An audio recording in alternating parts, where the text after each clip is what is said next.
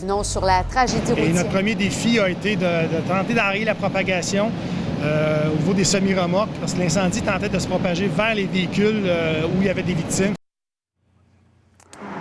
Au lendemain de la tragédie routière qui a fait au moins 4 morts, beaucoup de questions sans réponse. Oui, Marianne Lapierre, là, qui est sur place. Marianne, vraiment, c'était une scène absolument désolante. Le CIR ouvert ce matin, mais on parle d'un lourd bilan. Vous avez raison, si les voies sont rouvertes, on est en direct sur plate, 440, donc à l'approche de l'autoroute 15 ici à Laval.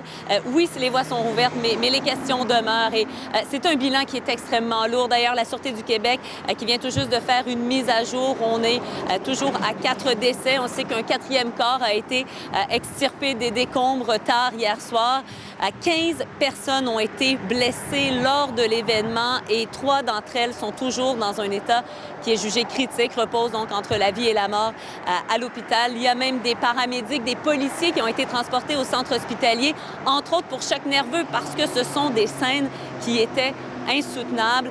Maintenant, on tente de comprendre ce matin ce qui s'est passé ici. On le sait, les causes exactes ne sont pas déterminées. Il y a même une enquête des crimes majeurs de la Sûreté du Québec qui est en cours, mais il y a plusieurs automobilistes qui montrent du doigt la configuration, parce qu'il faut comprendre ici que les gens de la 440, pour s'engager sur la 15, il y a une espèce d'effet d'entonnoir, d'engorgement qui se crée parce qu'il y a bien des gens, et c'est une courte distance. Pierre Hiergeau, formateur en camionnage pour Formation Nord-Sud, parlez-moi, c'est vraiment un secteur là, que vous jugez problématique.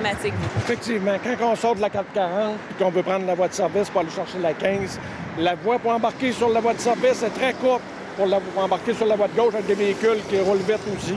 Donc, il y a un effet de ralentissement soudain, mettre les freins. Il faut regarder dans notre angle mort. Les gens mettent les freins, c'est normal, ils ne sont pas sûrs d'embarquer. Ça crée de l'engorgement sur la 440. C'est pour ça, d'après moi, qu'il y a eu l'accident hier. Ensuite, les gens sont obligés de faire 3 changements de voie rapides. Ils embarquent sur la voie de gauche, il faut qu'ils aillent sur la voie droite, puis il faut qu'ils ressortent pour aller prendre la bretelle, pour prendre la 15 dans des rues adjacentes. Alors que ça, c'est la voie de service et on voit, là, ça roule pratiquement de la même façon, à la même vitesse que sur l'autoroute. Effectivement, quand on demande à des véhicules de s'insérer ensemble, la voie est trop courte pour que les véhicules puissent s'insérer sécuritairement.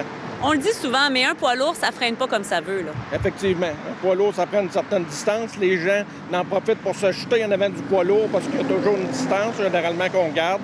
Donc, on a toujours des gens en avant de notre bumper. On veut rentrer, on se jette en avant du poids lourd. Souvent, ça crée des causes d'accidents. Parlez-moi, vous dites que c'est un secteur même que j'évite, moi, que j'évitais comme camionneur? Oui, comme camionneur, mais même aussi avec ma camionnette, mon pick-up.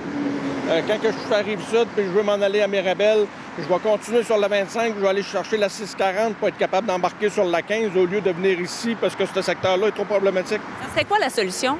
La solution, la meilleure solution, ça doit faire un échangeur qu'on va embarquer tout de suite sur l'autoroute au lieu de passer dans des petites rues.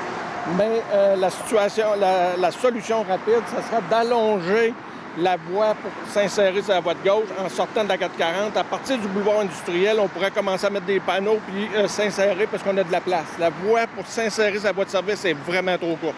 Merci. Merci beaucoup, Pierre Hiergeau, donc formateur en camionnage. Vous dire que je parlais avec quelqu'un, parce qu'il y a des bureaux ici, là, dans le secteur, qui me disait que pas plus tard que la semaine dernière, un autre accident qui n'a pas eu les conséquences qu'on a connues hier, mais avec un poids lourd, un peu le même principe, parce que justement, là, il y a de la chicane qui se fait pour aller emprunter donc la 15 et ça crée une problématique là, dans le secteur. Bref, on a fait des demandes pour avoir les statistiques, à savoir combien il y a eu d'accidents ici, mais je vous dirais là, que c'est une histoire en développement, alors qu'on va suivre également l'état de santé de ces 3 personnes, je vous rappelle, qui sont toujours dans un état critique. Merci beaucoup, Marianne.